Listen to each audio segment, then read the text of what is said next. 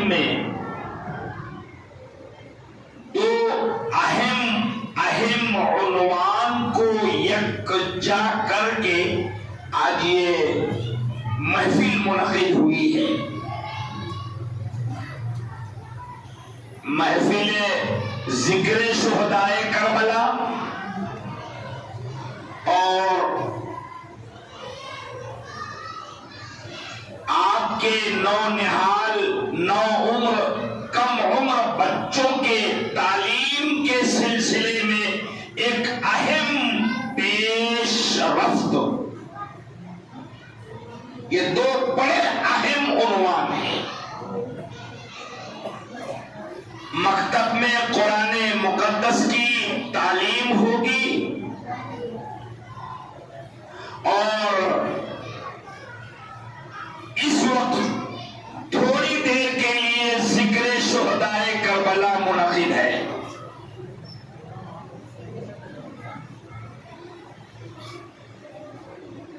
اگر اس محفل کے شروع سے آخر تک ٹائم ٹیبل کو دیکھیں تو اگلے آدھے پون گھنٹے میں انشاءاللہ یہ محفل ختم ہو جائے گی. پھر انشاءاللہ ہمیں عشاء کی جماعت نماز ادا کرنی ہے. تو دیکھا جائے تو ذکر شہدائے کربلا کے لیے بلائی گئی محفل کچھ دیر کے بعد ختم ہو جائے گی. مگر میں آپ کو اسی ختم ہونے کے ساتھ ساتھ یہ بات دلا دوں کہ میں قسم کھا کے کہہ سکتا ہوں کہ ذکر شہدائے کربلا کی یہ محفل ختم نہیں ہوگی. حالانکہ آپ نماز پڑھ کے اپنے اپنے گھروں کو چلے جائیں گے, محفل برخاست ہو جائے گی اور پھر حضرت آپ کہتے ہیں کہ محفل ختم نہیں ہوگی. تو یہ نہیں ہوگی کا جواب یہ ہے کہ اس ذکر شہدائے کربلا کے ساتھ قرآن سیکھنے اور سکھانے کا جو پکا ارادہ ہو گیا ہے, طلبا نے داخلہ لے لیا ہے, کمیٹی نے مینجمنٹ کر دیا ہے, مدرسین نے مکتب کے چلانے کا پلان کر لیا ہے, تو اب اس زمین پر جب تک قرآن کے سیکھنے سکھانے کا سلسلہ رہے گا اس وقت تک ذکر کربلا چلتا رہے گا.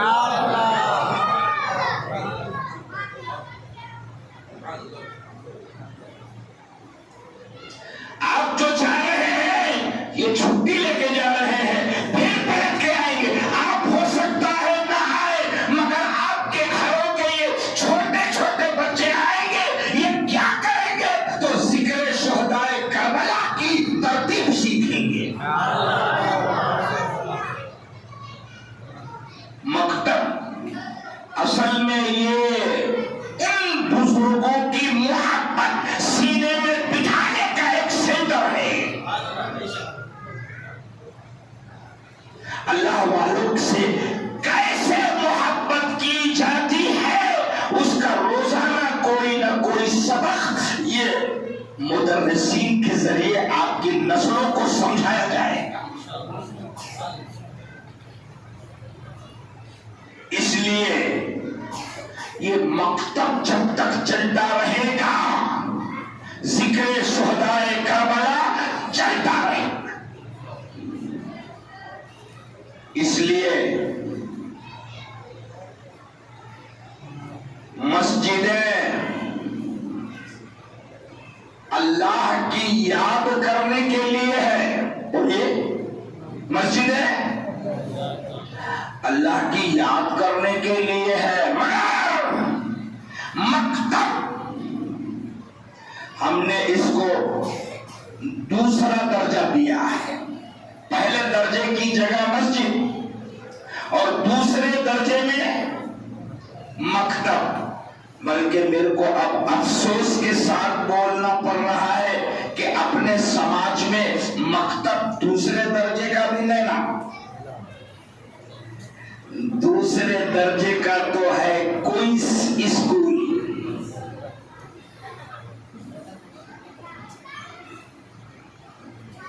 Model English school, model Urdu school, اور اب کیا کیا ہے نانا جتنے ہیں وہ مجھ سے زیادہ آپ یہ دوسرے میں ہے۔ اور پھر بعد میں آیا تو ہمارے اجمیر کالونی کی مسجد میں کمیٹی نے، امام صاحب نے، مؤذن صاحب نے، مدرسین نے اور یہ باہر سے آئے ہوئے علماء نے اس کی فضیلت بتائے، سمجھائے، اچھا لگا تو ہم نے بھی مکتب مان لیے۔ تو یہ مان لیے بول کے ہو ایک نام، کون سے نمبر پہ آتا ہے وہ آپ کو معلوم، مگر یہ نمبر کے ساتھ ایک چیز میں آپ کو بتاؤں، ایک نمبر پہ مسجد ہے، ہاں اب سنو، یہ ایک نمبر پہ مسجد میں آنا جانا رکھنے والوں، تمہیں اس مسجد کی اہمیت بھی اگر کسی نے سمجھایا ہے تو یہ مطلب ہے۔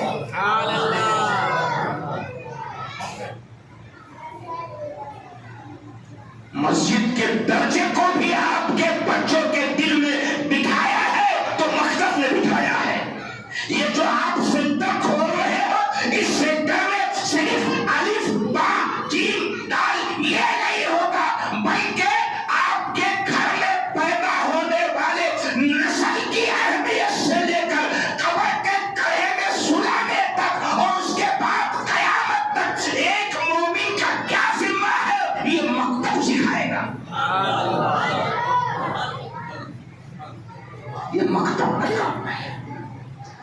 حالانکہ یہ مکتب جب سے ہماری مسجد اجمیر کالونی میں قائم ہوئی، پہلے دن سے ہماری اس مسجد میں مکتب چل رہا ہے، چل رہا ہے، انکار نہیں ہے، چل رہا ہے۔ مگر آج کیا ہو گیا مول صاحب، جب مکتب پہلے سے چل رہا ہے تو آج کیا ہو گیا؟ تو اس کا جواب یہ ہے، وہ بھی ٹھیک تھا جب ہم وہ کرتے تھے، اب دنیا کمپیوٹرائزڈ ہو رہی ہے تو ہم نے بھی ہمارے بچوں کے دینی تعلیم کا سسٹم کمپیوٹرائزڈ کر کے بچوں کو کم وقت میں زیادہ اور ایجوکیشن دینے کا پلان کر لیا۔ تو تعلیم کا اپڈیٹ بھی حالات جو چل رہے ہیں اس کے اعتبار سے ہم نئے انداز سے بچوں کو سکھانے کی ایک ترتیب چل رہے ہیں۔ جب اسکول میں نیا اپڈیٹ ہے ایجوکیشن کا، بازار میں نیا اپڈیٹ ہے آپ کی تجارت کا، گھر بار میں اٹھنے بیٹھنے میں، آپ کے کالنگ میں، ہر جگہ اپڈیٹ نیا ہے، تو پھر دین کے سینٹر میں بھی ہم اپڈیٹ کے ساتھ بچوں کو تعلیم دینا چاہتے ہیں۔ اور الحمدللہ اس کا فائدہ آپ اپنے بچوں کے تعلیم کی شکل میں دیکھ سکیں گے۔ میں تاریخ یاد نہیں ہے مگر کئی مہینہ پہلے اورنگ آباد میں یہ مکتب کھولا جا رہا تھا تو حضرت وہاں کے ذمہ دار ہے، حضرت ابھی آپ تقریر سن رہے، یہ حضرت وہاں کے ٹوٹل مکتب کے اورنگ آباد جیسے شہر میں ذمہ دار ہے، اور انہوں نے کئی مہینہ پہلے یہ مکتب وہاں کھولا تو اس مکتب کے افتتاح میں، اوپننگ میں مجھے بلایا گیا تھا، میں گیا تو وہاں جو بچوں کے شوق کو دیکھا اس سے اندازہ لگایا کہ انشاءاللہ ہمارے پربھنی میں بھی وہی نورانی ماحول ہمارے نسلوں پہ قائم ہو جائے گا۔ حافظ شریف صاحب اورنگ آباد میں یہ نئی اپڈیٹ کے ساتھ بچوں میں مذہبی تعلیم پھیلانے کی کوشش کر رہے ہیں۔ میں ایک اور خوشی کی خبر آپ کو دے دوں کہ آپ کے امام صاحب جس مسجد میں پہلے دن سے نماز پڑھا رہے ہیں اور آپ کی خوب محبتیں ان کے ساتھ ہے، اللہ آپ کی اور ان کے درمیان کی محبت میں غیب سے اور محبت اور چاشنی پیدا فرمائے۔ ان کی کوالٹی میں کچھ بولنے کے لیے اتنا ہی کافی ہے کہ یہ جو حافظ شریف صاحب آپ دیکھ رہے ہیں، انہوں نے آپ کے امام صاحب کے پاس ہی حفظ کیا ہے، یہ شاگرد ہے، وہ استاذ ہے۔ تو ہم اندازہ کریں کہ آپ کے پاس جو کوالٹی ہے وہ کس انداز سے چل رہی ہے۔ خیر، میں آج بہت مختصر میں شہدائے کربلا سے بھی فیض لینے کی کوشش کروں گا اور ان بچوں کے ذریعے بھی ہمارے کل کا بھوشیہ کیسا ہے اس پر چرچا کرنے کی کوشش کروں گا۔ میں کیرلا کے اس سسٹم کو سلام کرتا ہوں کہ وہ کیرلا سے جو تعلیم کا سسٹم چلا رہے تھے اس سسٹم میں اتنی کامیابی ہوئی۔ آپ کی دعا سے مجھے بھارت سے باہر کئی دیشوں میں جانے کا چانس ملا۔ آپ کو بتا رہا ہوں کہ میں دوسرے دیشوں میں یہ دین کا کام کرنے والے لوگوں نے اگر زیادہ دیکھا ہے کامیاب تو کیرلا کی تعلیم کا سسٹم فالو کرنے والے باہر کے دیشوں میں کامیاب ہے۔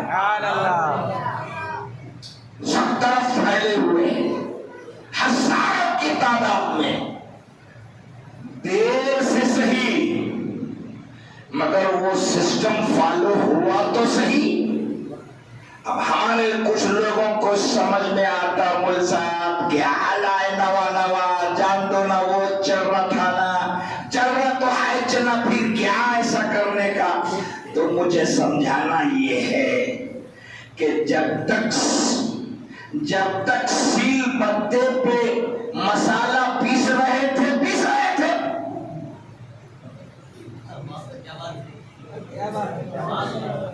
سیل بتے پہ پیس رہے تھے اب اپڈیٹ آیا، مکسر آیا تو پھر مکسر آ گیا تو سنا، جب تک وہ پرانے سسٹم سے چل رہا تھا اب نیا اپڈیٹ آیا تو بسم اللہ۔ اب اگر مسجد میں بھی پرانا سسٹم کا مشورہ ہے تو پہلے گھر میں سیل بتہ لا کے دو،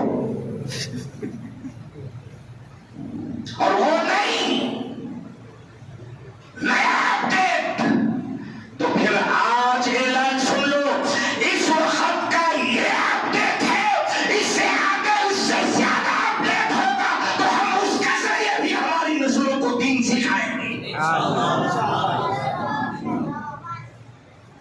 ہم کسی معاملے میں پیچھے رہنا نہیں چاہتے ہیں۔ آپ بولیے کیا بہتر ہے؟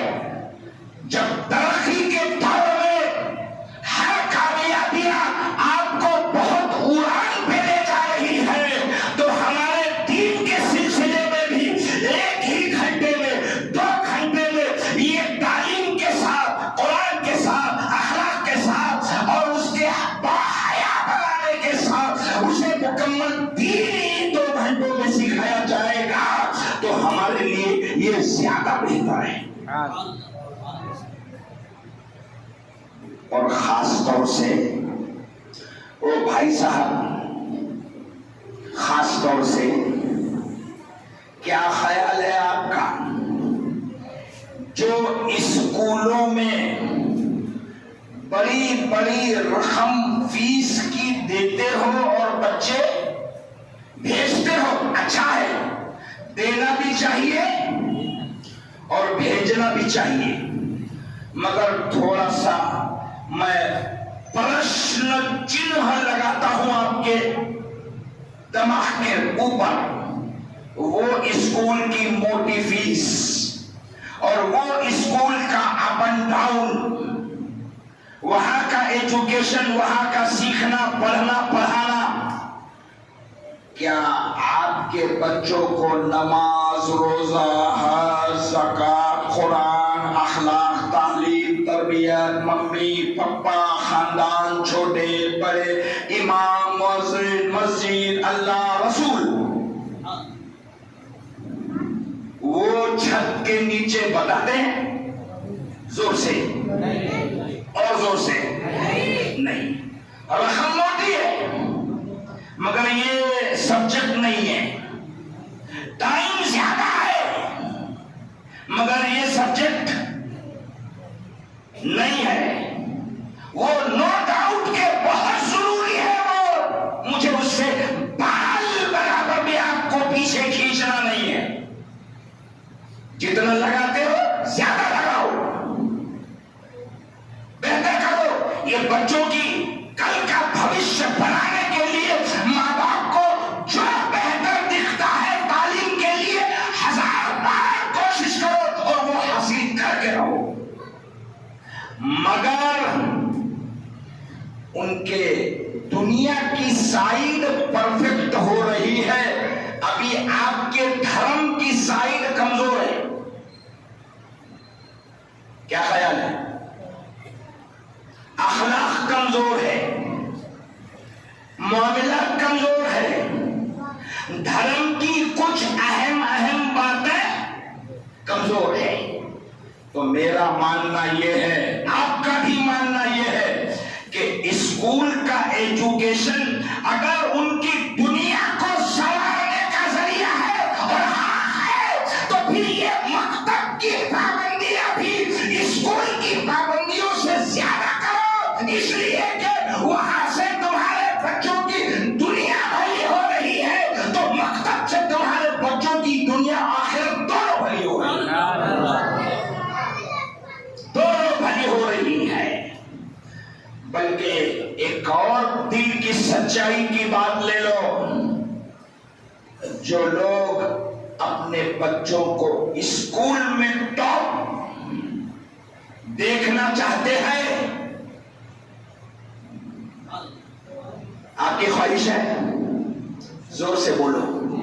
हाँ है, स्कूल में टॉप है, दोस्त ख्वाहिश है।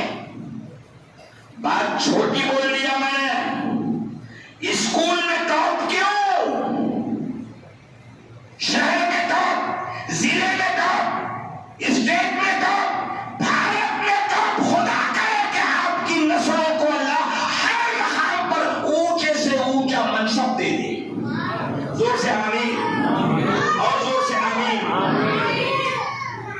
अगली बात सुन के जाओ कि तुम्हारे स्कूलों के जरिए जो बच्चों को आप टॉपर बनाना चाहते हैं, उन बच्चों को अच्छे तरीके पर कुरान पढ़ने की आदत डालो।